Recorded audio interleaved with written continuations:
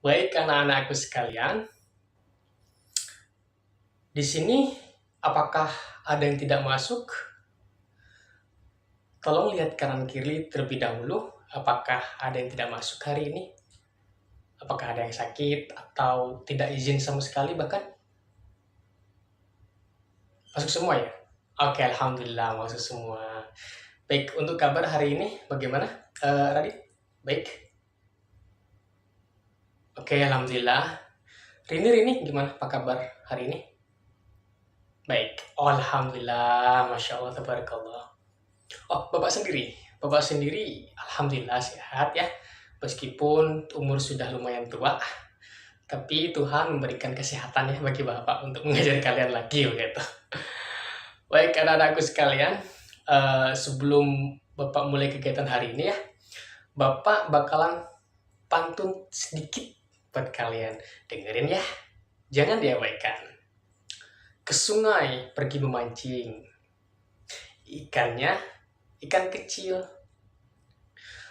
Salam dari Bapak saya ucapkan. Assalamualaikum warahmatullahi wabarakatuh kepada anak-anak Bapak yang cantik dan tampan semuanya. Tepuk tangan buat Bapak. Baik, sebelum kita mulai kelas hari ini, kita bakalan buka kelas ini dengan membacakan doa ya. Kita membaca doa dengan sesuai dengan agama kita masing-masing atau kepercayaan kita masing-masing. Berdoa mulai.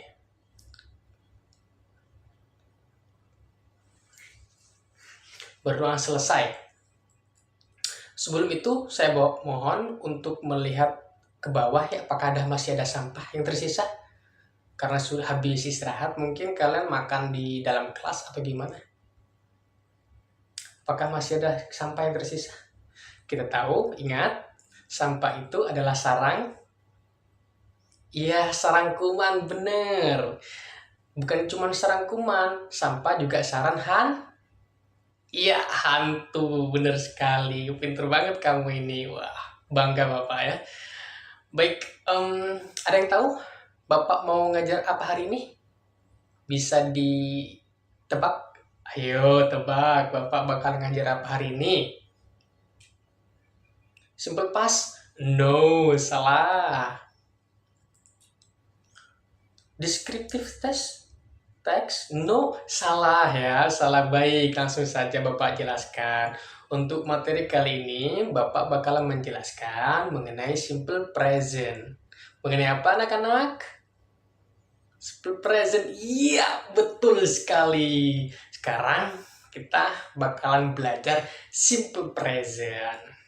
Sebelum itu, Bapak mohon izin untuk menjelaskan terlebih dahulu ya, apa itu simple present dan kapan kita menggunakan simple present sendiri beserta rumus-rumusnya ya. Baik. Di sini simple present itu adalah suatu kejadian yang mana kejadian itu berulang-ulang atau bisa kita sebut dengan kejadian seringkali berputar atau aktivitas keseharian kita. Begitu. Contoh kapan simple present digunakan? Ketika kita mau menceritakan daily activity kita kepada orang lain atau kepada teman kita sendiri. Contohnya, Radit setiap pagi, Radit sarapan sebelum berangkat ke sekolah. Nah, karena Radit itu sarapannya setiap hari sebelum berangkat ke sekolah, maka itu menggunakan simple present ketika kita mau menjelaskan kepada orang lain. Apakah paham sampai di sini? Apakah masih ada kebingungan? Oh, tidak. Bagus. Bagus sekali. Wah, anak Bapak pinter-pinter semua ya untuk kali ini. Baik, saya Bapak lanjutkan ya penjelasannya. Untuk rumus sendiri, yaitu ada subjek, verb 1, atau verb 1, verb SIS, ya, terus dilanjutkan dengan objek. Itu untuk kalimat positif, itu rumusnya kalimat positif.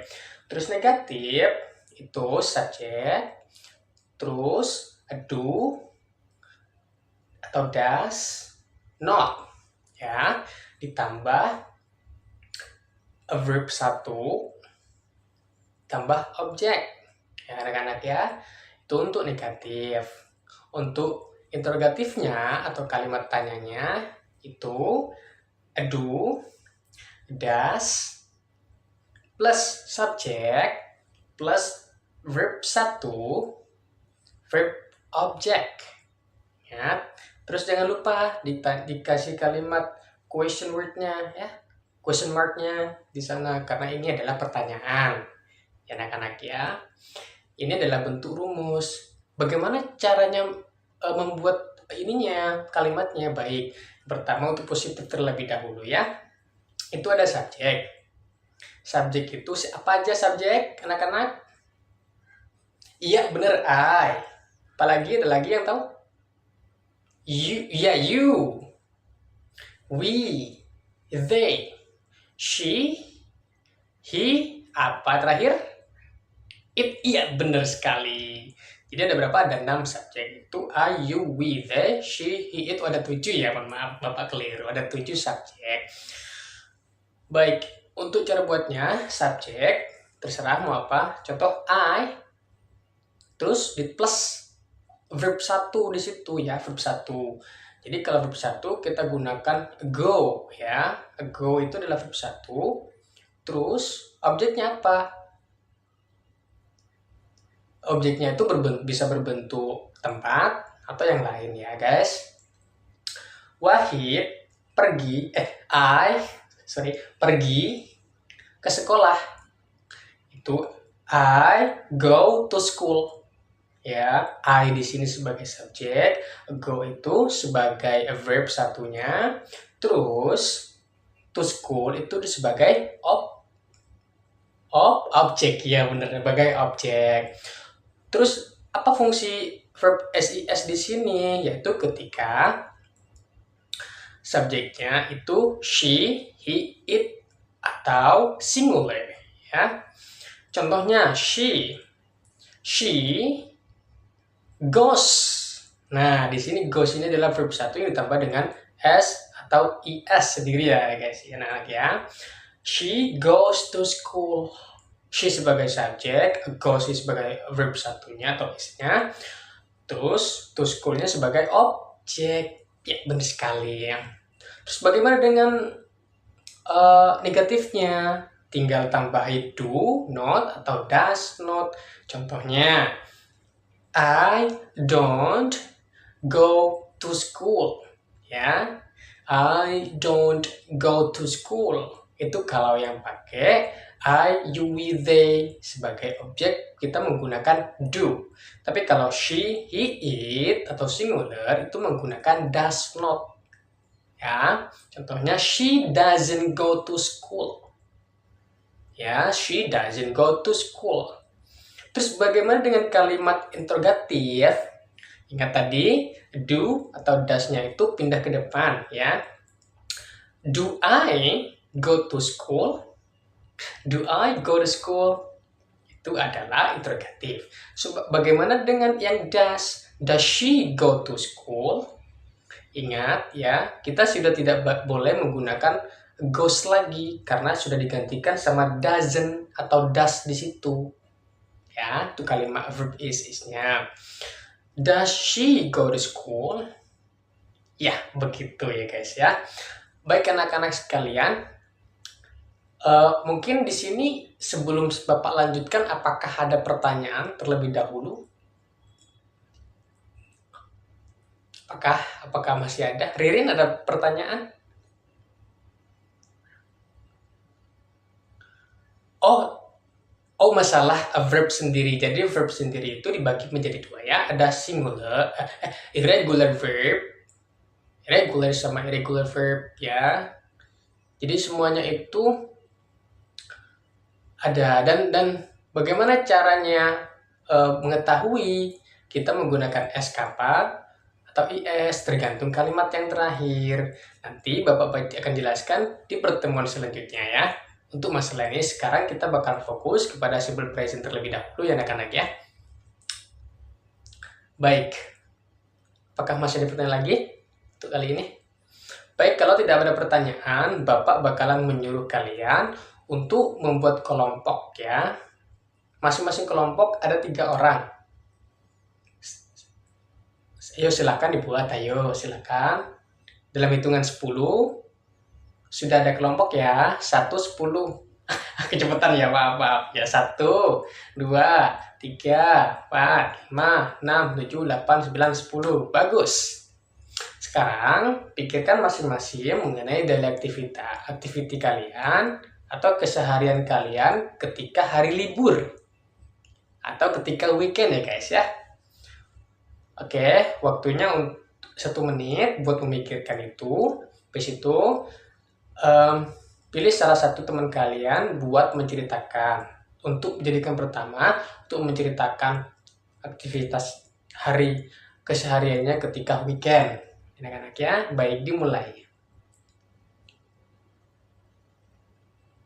Baik, terima kasih ya anak-anak sudah menceritakan aktivitasnya di weekend atau di hari libur. Sekarang, oke, sebelum itu kembalikan kursi tempat ke masing-masing tempat ya, dan kursinya dirapikan. Bangkunya juga itu tuh Mas, bangkunya dirapikan juga. Baik. Oke, sebelum Bapak tutup ya pembelajaran hari ini, untuk memastikan kalian itu paham benar dengan materi simple present ini, Bapak bakal memberi kalian tugas atau PR rumah, pekerjaan rumah ya guys ya. Untuk soalnya ada di sini ya, nanti dikumpulkan pada hari Minggu. Kuturut eketa, maksudnya hari Senin ya, enggak hari Minggu kan libur. Ya begitu ya anak-anakku ya. Baik,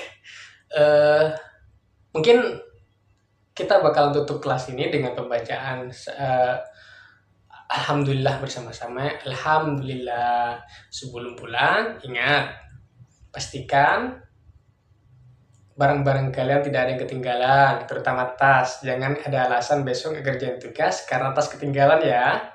Baik, jangan lupa jangan ngebut ya, jangan ngebut di jalan. Kalau ada mobil pindah ya. Jangan lari-lari juga kalau pulang, nanti ketabrak angin ya. Baik. Sekian dari saya ya. Assalamualaikum warahmatullahi wabarakatuh. Sampai jumpa.